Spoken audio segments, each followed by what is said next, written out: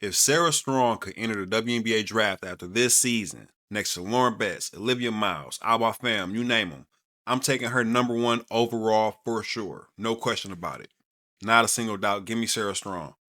One of the players I was looking the most forward to watching this season. Top 3, top 5 candidate for National Player of the Year, in my opinion. And she got things kicked off for UConn. I couldn't wait to see what they look like. Even though it was just a scrimmage in October against Boston College, I wanted to see what the national champions looked like with Sarah Williams, with Kaylee Heckle, with the new freshman, Khaleesi Bianca out there. I wanted to see, and they look great.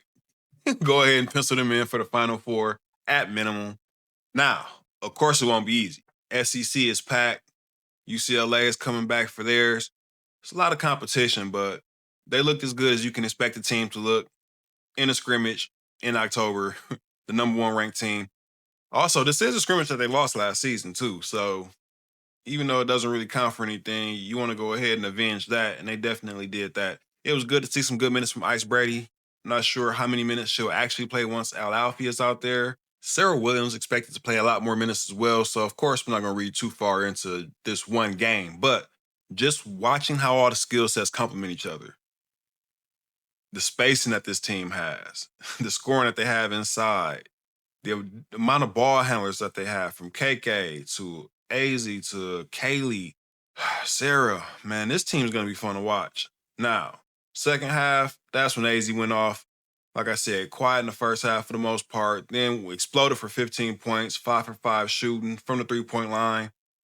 Picture perfect jump shot. Bang.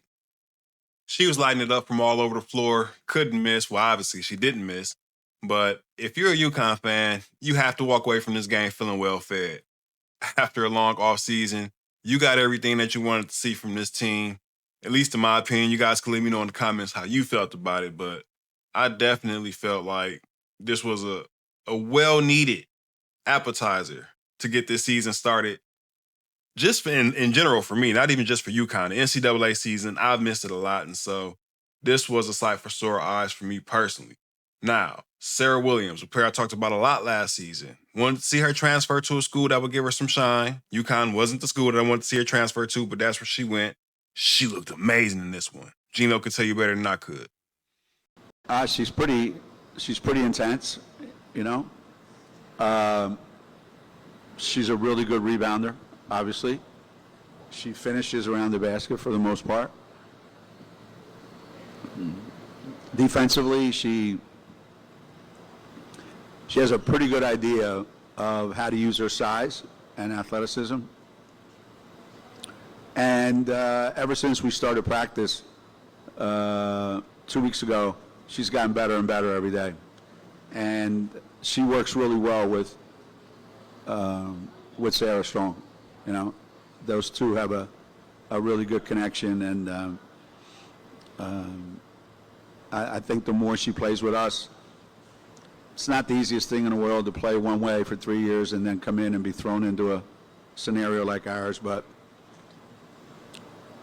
I think she's going to be a huge help to us. She'll probably play a lot more in the future. Now, in a lot of WNBA mock drafts on sites like Tankathon and others, they have Sarah Williams going 13th, 12th, some even later. Let me tell you this, Sarah Williams ain't making it past 10. No way in hell.